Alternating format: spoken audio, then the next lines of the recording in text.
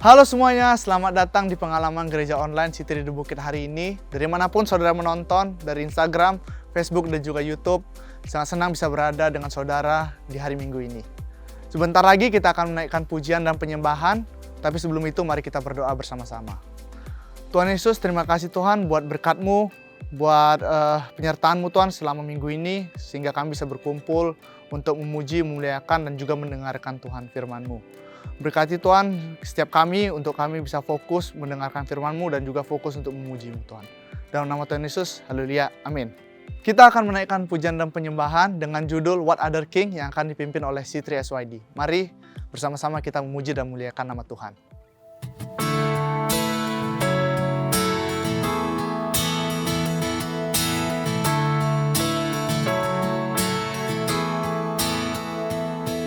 He came from heaven's throne, embraced a crown of thorns, our Savior and our King, the sinner's friend.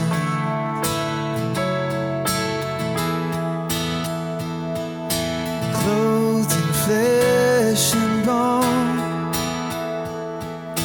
redemption in His blood, new life flows through His veins, poured out for us. We sing, worthy is the Lamb,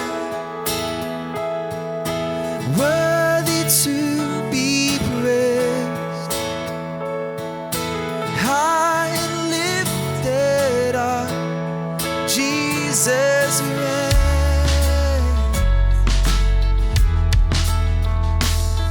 There's freedom in His scars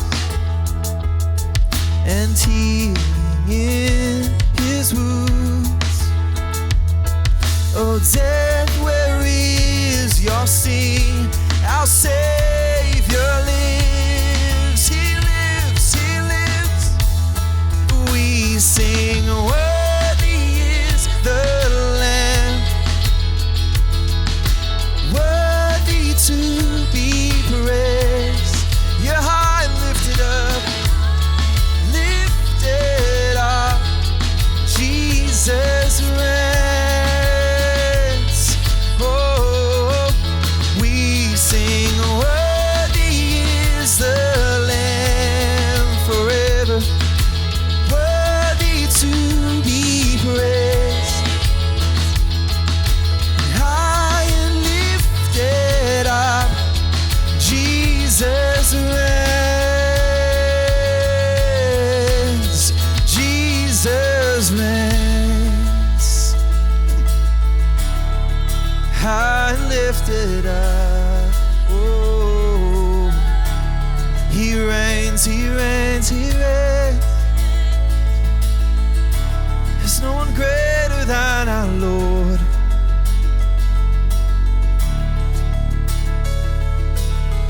What other king would take off his crown?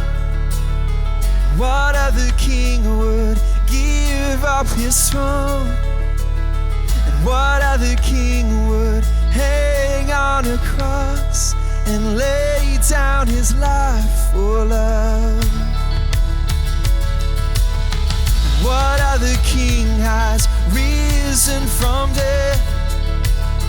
What other king has conquered the grave? What other king has rolled back the stone and walked from the tomb alive? He's alive now, He's alive now. And what other king is mighty to save? Yes. And what other king is worthy of praise? And what other king is seated on high in heaven above in glory? And we sing, worthy is the Lamb, hey! Worthy to be praised. Oh yeah, high and lifted up, Jesus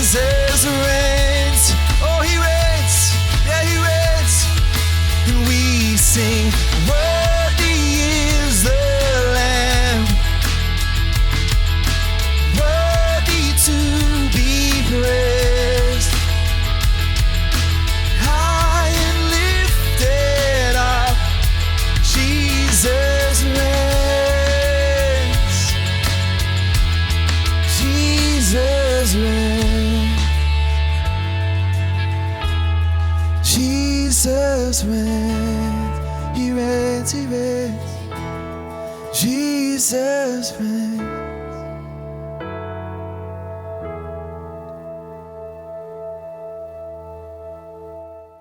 Sebentar lagi kita akan mendengarkan firman Tuhan. Mari siapkan hati dan juga pikiran kita, dan juga cari tempat yang nyaman untuk mendengarkan firman Tuhan hari ini. This is part 2 of Secrets to Standing Strong. Currently, we are in a series looking at the book of Daniel, and we're focusing on some keys that are going to help us to be able to stand strong even in the midst of life's difficulties, hardships, and testing times. Previously, we've looked at 2 secrets already. Number 1, being committed to God first and foremost. And number 2, establishing godly disciplines and habits. And as we look at the life of Daniel, we see that he followed these 2 keys in his own life, that he was indeed committed wholeheartedly to following God's plan and purpose for his life, that Daniel didn't compromise, but he stayed true to God. And also, Daniel had some remarkable disciplines in his life.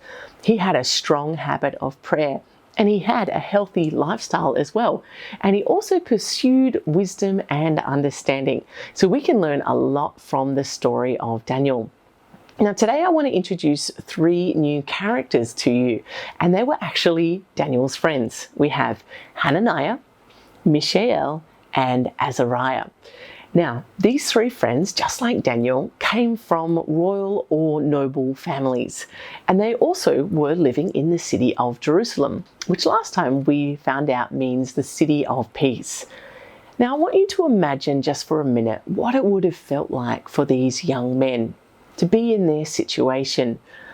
Their city is conquered by the Babylonian army, and these young men are taken against their will. They are taken away from their families, their friends, their homes, life as they knew it. They were taken to a new city, a new place, a foreign land, and they were forced to be able to come under the new rules and regulations of that city. I can imagine if I was in their situation that I would be very fearful. That would have been a hard thing to deal with, to be away from your family and friends in this new place. And we see, just like Daniel, they had their names changed. We see Hananiah's name becomes Shadrach, Mishael becomes Meshach, and Azariah becomes Abednego. And so these men, they were trying to be conformed into this new way of living in the Babylonian culture. But we see, as we read the story, that these young men, they rose to a level of prominence, that as they stayed committed and faithful to God, that actually God poured out his favor and blessing upon them, that they grew in authority and influence within the kingdom. Now today though, I want to focus on a story where they were faced with a test, a situation where their faith and commitment to God was tested. And in fact, we could probably call it the ultimate test, where if they worshipped God, they would actually die, but if they compromised, they would live. We're going to read that story right now from Daniel chapter 3, and let's start in verse 1.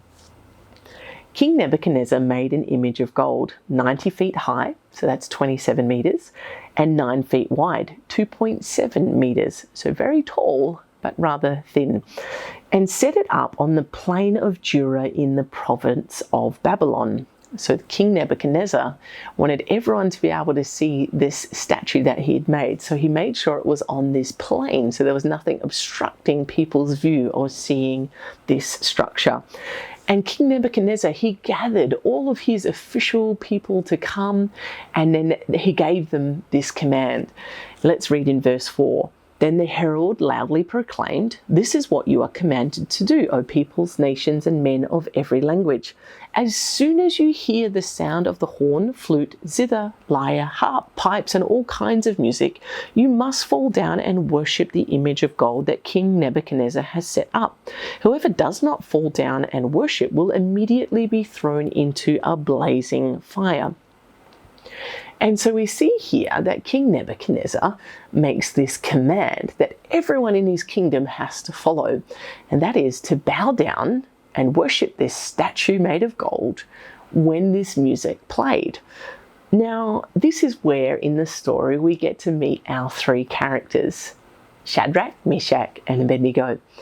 Now, I just kind of picture it this way. I don't know if in your family, if one of your siblings were the ones that kind of told on you if you'd done something wrong. I'm not sure if it was your brother or a sister. I think it was my little brother. Would often tell on us and like, Mom, Rachel did this, Rachel did that. And so I'm just picturing as we're going to continue reading this story. This is like the little brother or the little sister telling on these three young men. And I can just picture the voice that they're kind of saying. And so let's read from verse 8.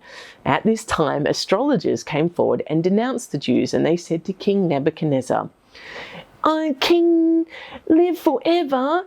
You have issued a decree, O king, that everyone who hears the sound of the horn, flute, zither, lyre, harp, pipes, and all kinds of music must fall down and worship the image of gold, and that whoever does not fall down and worship will be thrown into a blazing furnace.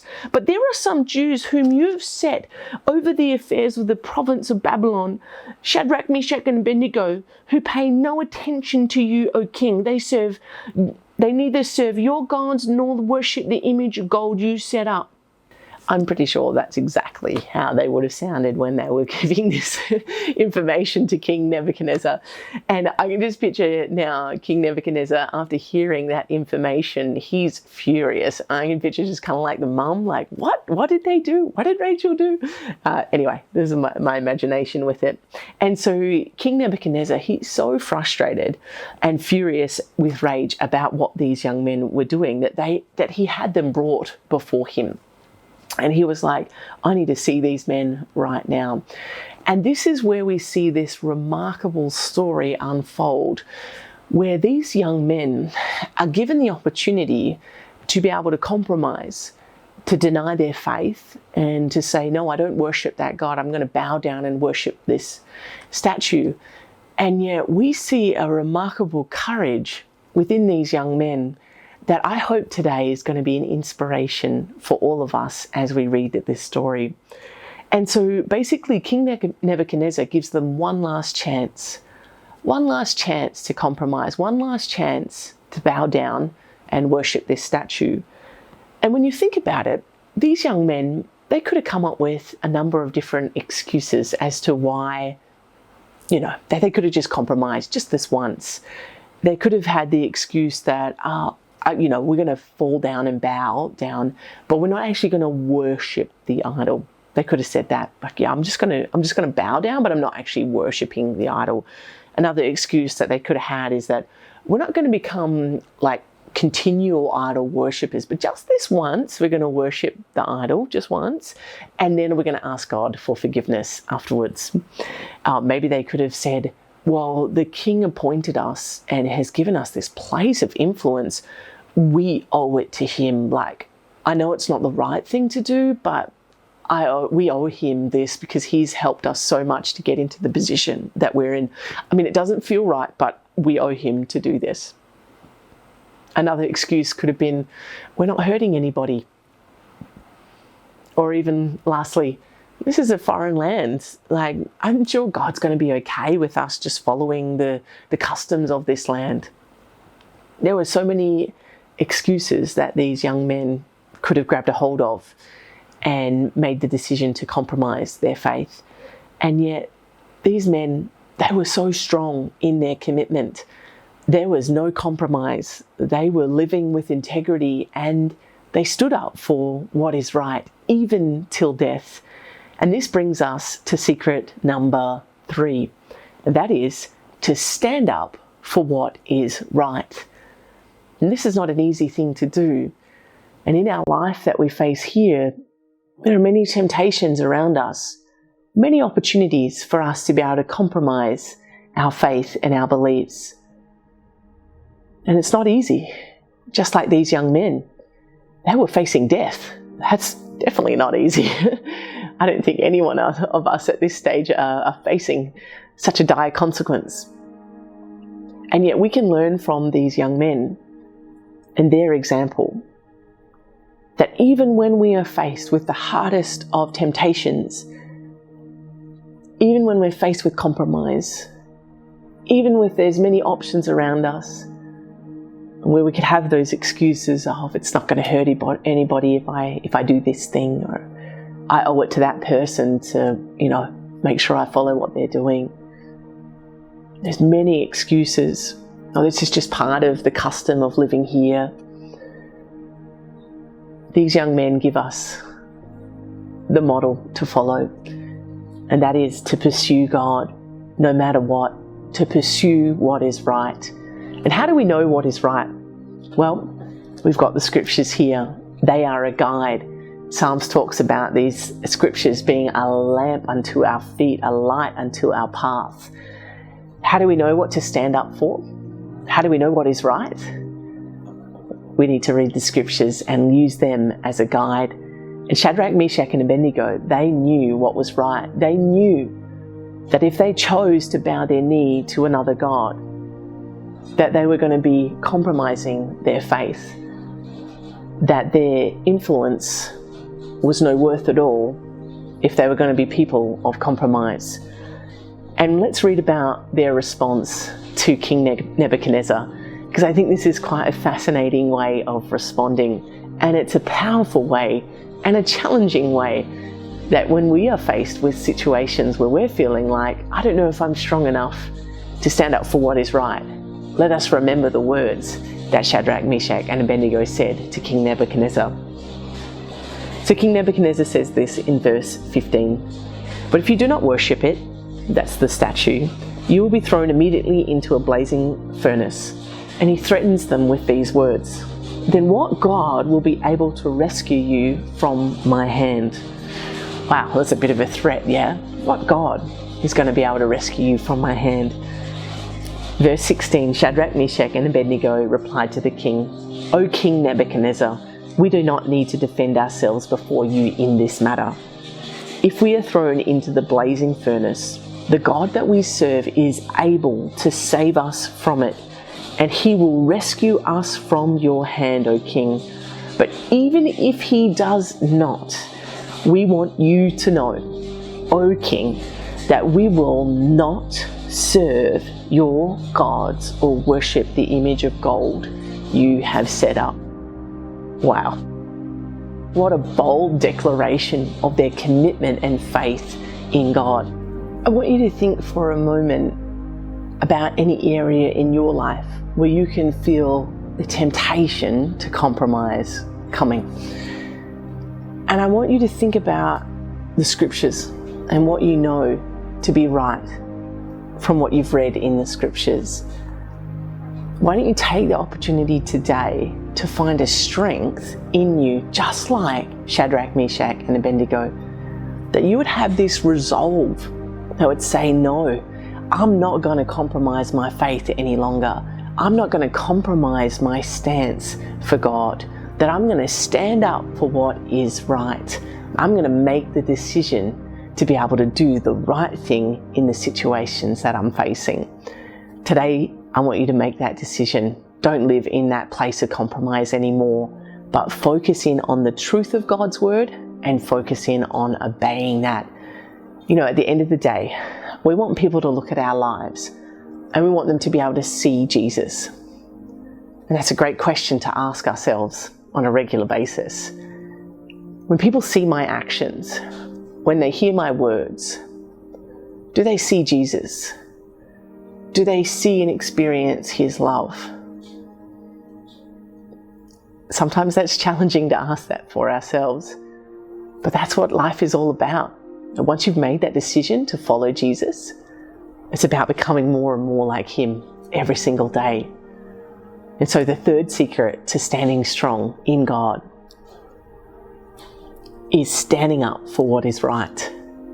And I want us to be a church that stands up for what is right, that we're not going to be a people of compromise, that I want us to stand out, just like Daniel, just like Shadrach, Meshach, and Abednego. I want us to stand out in our community, that as people look at our lives, they will see, wow, there's something different about them. There's something different about the people that go to C3 the Bukit. they're living a lifestyle that's honoring of God. And then it's not about rules and regulations. It's not about doing this. It's about us wanting to honor Jesus with what we do. We want to share the love of God, and we don't want to compromise our faith. We want to stand up for what is right. And so, church, I encourage you, let's take a hold of this next secret to standing strong. Stand up for what is right. Just like Shadrach, Meshach, and Abednego did. And they were so strong in their conviction that they were willing to die. You know, they said it here. They believed that God could save them and rescue them from this situation. They had faith to believe that. But even if he didn't, they were not going to compromise. That is how strong the conviction was in their hearts. I want us to be the same. Let us be a people of conviction, that we're going to stand up for what is right. We're going to say no to temptation, say no to compromise, and we're going to honor God through what we do and say. Now, sometimes that means being persecuted. Sometimes it means that people aren't going to respond to us the way that we hope to. You know, in this situation, it would have been awesome, you know, these men standing there with this bold faith, that then King Nebuchadnezzar turned around and said, wow, your faith is amazing. Your God must be real. Like, I'm not going to put you in the blazing furnace. Like, you've just been such a great witness to me today. You know, he didn't experience that. In fact, we see as we read on that actually King Nebuchadnezzar got even more angry and more furious, that he ordered the furnace to be set up even higher than it was, that even the people that were going to put the men into the furnace, they passed away because the flames were so hot. We can sometimes think that if something bad happens to us, it's because we've done something wrong. But actually, sometimes bad things happen when we do the right thing. But here we see in this story an amazing miracle take place. That even when we're walking through the fire, even when a bad thing is happening, even when we're going through a suffering, that Jesus is right there walking with us. What an incredible promise for us to hold on to. That even when we stand up for what is right and we face persecution, we face the fire, that God promises to never leave us or forsake us, but that he will stand there with us. There's no other God that promises to do such a thing as that. And so we can see it here as the story continues on, that Shadrach, Meshach, and Abednego, they go into this furnace. And I can't help but think about the fact, what if it was just one man standing in this situation? What if it was just Shadrach, Hananiah? Would he have had the boldness and the courage to stand like he did if he was by himself? I think that all three of these men gained courage and strength because of the support of one another. And this is a powerful image for us to grab a hold of. And this is secret number 4. Surround yourself with godly friends. It is a powerful thing when we can get people alongside of us that share the same faith, the same convictions, that we can do the journey with. Let's think back again. These 3 men, they're away from their family. They're away from their normal network of friends. They had every excuse to say, I can't do this. They had every excuse to, that they didn't need to be strong because they're away from their support network. And yet they found friendship with one another, and that friendship was so strong and so powerful that it impacted them in a mighty way. And so I want us to be thinking, how do we stand strong through a hardship or a time of hardship? Just like these 3 men, they stood side by side together. They didn't do it alone. They had support around them. And it's important for us to surround ourselves with godly friends, people who pursue God. And so how do you know if it's a good friend or not a good friend? Well, for me, I always think, is this person helping me get closer to Jesus or pulling me away? And of course, we're going to have friends with people that maybe are far from Jesus. We encourage that and we support that. We want to reach them and share the love of God with them. But those that are closest to us, our inner circle, if we want to say that, they need to be people that are godly in influence. They need to be pursuing God with their lives. And so, I've just written down a few things here that we could look for in a friend, but also the challenge is for us to be that to other people, that we would be friends or choose friends that are willing to stand with us in the midst of the fire. One of those men could have easily said, "Oh, sorry guys, I'm out. Sorry, I didn't realize that we were actually going to go through with this. Like, yeah, I'm having second thoughts. I'm just gonna bow down to the image. I don't really want to do this. They could have easily done that, but those three men stayed so committed to one another that even as they go into the furnace, the fiery furnace, there was no hesitation. There was no running away. They were together in the midst of that fire.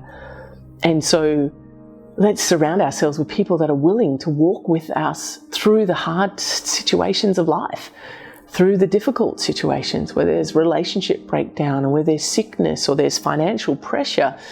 Find yourself friends that can stand alongside of you in the midst of the fire, and also do that for the people that are around you. We're all going to go through things, and how powerful that we can stand alongside of each other. It's great to choose friends that keep focused on Jesus and focus you back on Jesus. Sometimes we can be overwhelmed when we're in the midst of the fire. We're just looking at the flames, looking at the situation, like freaking out. This is too much, too tense, too overwhelming, too much pressure. And the best friends are the ones that are going to point us back to Jesus and say, no, God is in control. God's going to work this out for your good. Keep trusting Him. Keep pursuing Him. It's going to be okay. We need to be friends with others like that as well. That we need to be a voice of encouragement to those that are going through the fire. And we want to be a voice that encourages them to go to Jesus, to go to the scriptures. That's a great challenge for us. That we would be a people that are trustworthy. I think it's amazing that these three men, they trusted each other so much that they were willing to stand up against the king of the whole kingdom. They stood against him and said, no, I'm not going to compromise my faith. They were loyal to not just God, but loyal to each other. And I just read this quote this week that I thought was quite pertinent to this message today and quite powerful. And it talks about loyalty. It says, we establish trust in those who are present by our loyalty to those who are not present. Loyalty means speaking about others as if they were present. And I think that is a powerful reminder for us that not only do we want to speak words of encouragement and words focusing people on Jesus, not only do we want to stand alongside of people when they're going through the fire, but we also want to build a loyalty and a trust with others, that we want to be trustworthy with their confidence, trustworthy with what is that fire that they're going through, that you're not going to share that with everybody around them without their permission. And I love that quote where it's just talking about, hey, let's say no to gossip. Let's say no to talking about people behind their back. Let's be a people where we're going to be loyal, show our loyalty to the people that are not there by not talking about them. And if we're going to talk about them, we're going to say good things about them. And I think that helps build a trust and a loyalty, that helps build a sense of family that we want to see in our church. And I'm sure that these young men had a loyalty to one another in this. So what a great example for us. So let us be a people that are loyal to one another, but also surround ourselves with people that are loyal. It's important for us to choose wisely godly people that can be part of our friendship group.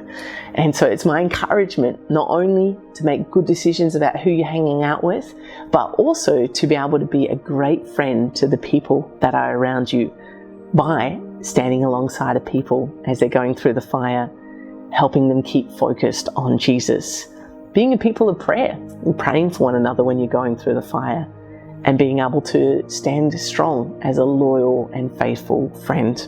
Let's have a look now what happened at the end of this story with Shadrach, Meshach, and Abednego. They experienced what it was to stand up for what is right, And they also had surrounded themselves with godly friends. And we see, just as we spoke about before, that God did not forsake them. God did not leave them, but he was right there with them in the fire. And we see that Nebuchadnezzar, he's doing a count. 1, 2, okay, who else was in the furnace? 3. What? There's 4? 4 people inside? And he is kind of like going a little bit crazy, like, what's going on? He can't believe his eyes. He's like, am I seeing things? And we see here that Nebuchadnezzar realizes that there's a 4th man walking around the fire. And this is what he says in verse 25. Look, I see 4 men walking around in the fire, unbound and unharmed, and the 4th looks like the son of the gods. So Shadrach, Meshach, and Abednego came out of the fire, and the satraps, prefects, governors, and royal advisors crowded around them. They saw that the fire had not harmed their bodies, nor was a hair on their heads singed. Their robes were not scorched, and there was no smell of fire on them. Wow, what a powerful ending to this story.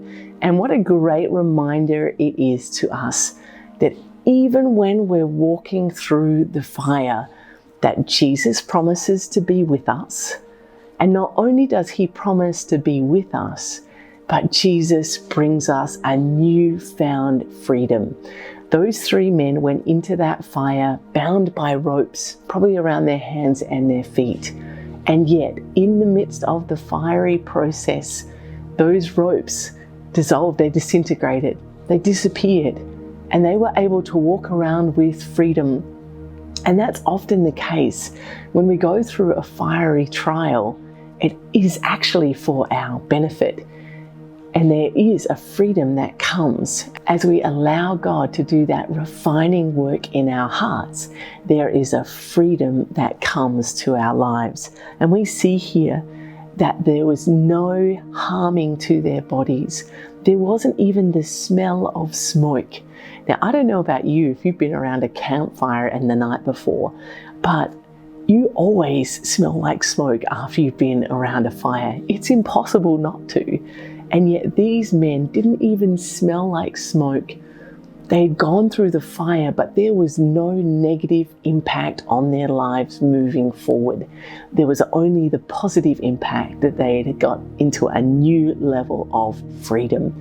And not only did they find and experience freedom, not only did they see Jesus right there walking with them in the midst of the fire, but King Nebuchadnezzar's heart was transformed and changed by that instance, and that he recognizes that actually the God that Shadrach, Meshach, and Abednego serve is the one true living God.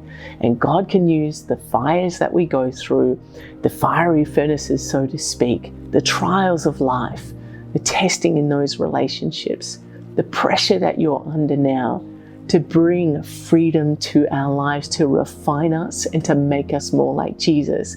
But also he can use those moments as a testimony to display his glory and his goodness to the people around us.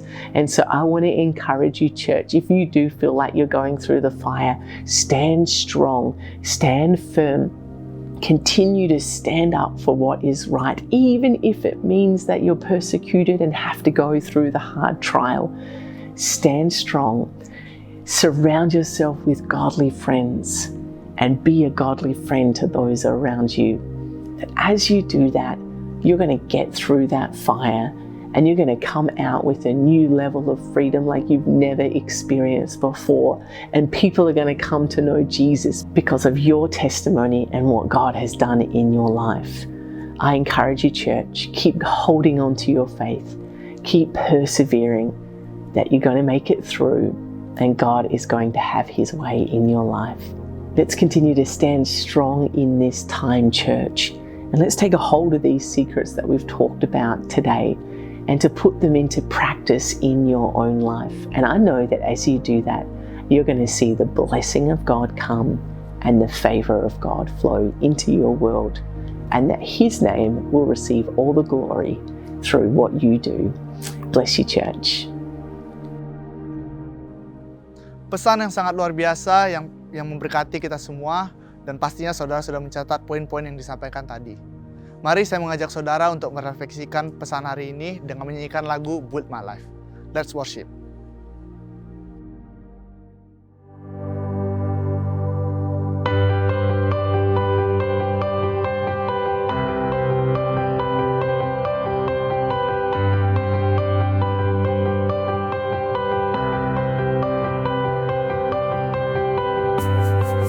You're worthy of every song we could ever sing. You're worthy of all the praise we could ever bring. So worthy of every breath we could ever breathe. We live for you.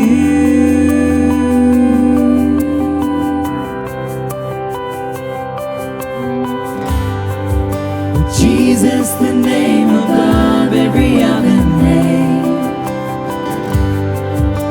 Jesus, the only one who could ever save. So worthy of every breath we could ever breathe. We live for you. Oh, we live for you. You are holy. There is no one like you. There is none beside you. Open up my eyes in wonder.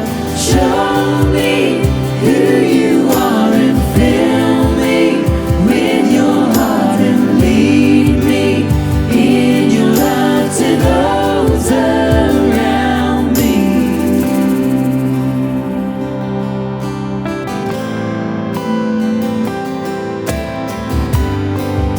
Jesus, the name above every other name.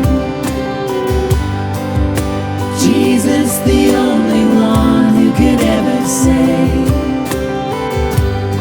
So worthy of every breath we could ever breathe. We live for you. Oh, we live for you. You are holy. There is no one like you. There is none beside you. Open up my eyes in wonder. Show me who you are and fill me with your heart and lead me in your love to those around me. Holy, there is no one like you. There is none beside you.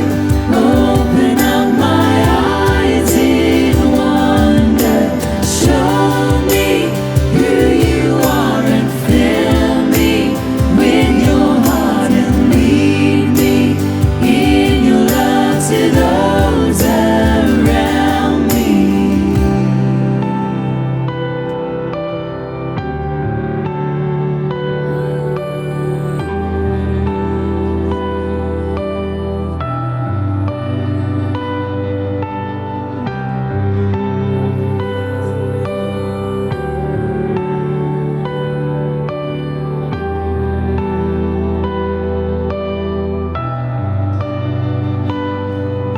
Cause I will build my life upon your love. It is a firm foundation, and I will put my trust in you alone, and I will not be shaken. I will build my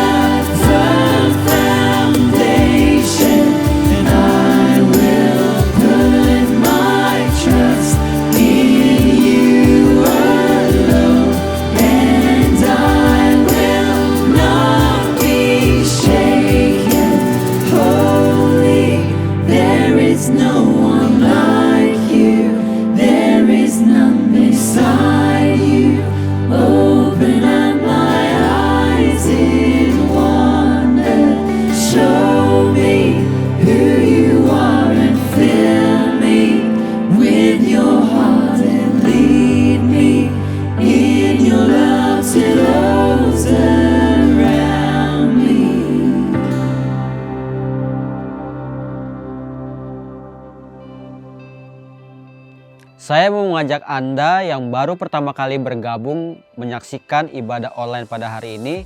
Anda bisa mengklik link di deskripsi yang bernama Want to Connect with Our Church, di mana nanti saudara bisa berkoneksi dengan gereja kami dan juga bisa mengetahui informasi lebih lanjut tentang gereja kami. Dan juga kami menyediakan link next step yang terdapat di kotak deskripsi. Link ini nantinya akan memberikan informasi bagi saudara yang ingin mengetahui informasi tentang kekristenan dan juga perjalanan iman saudara. Buat saudara yang mau memberikan persembahan atau persepuluhan, saudara bisa memberikan melalui online banking dan juga detail informasi akan saudara lihat di slide berikut.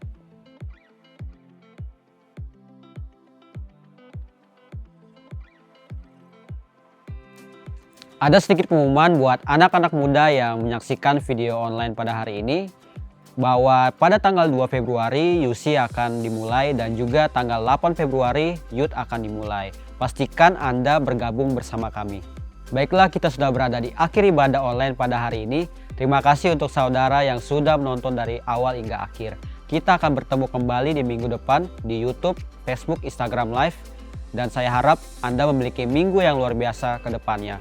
Sampai jumpa minggu depan dan Happy Sunday.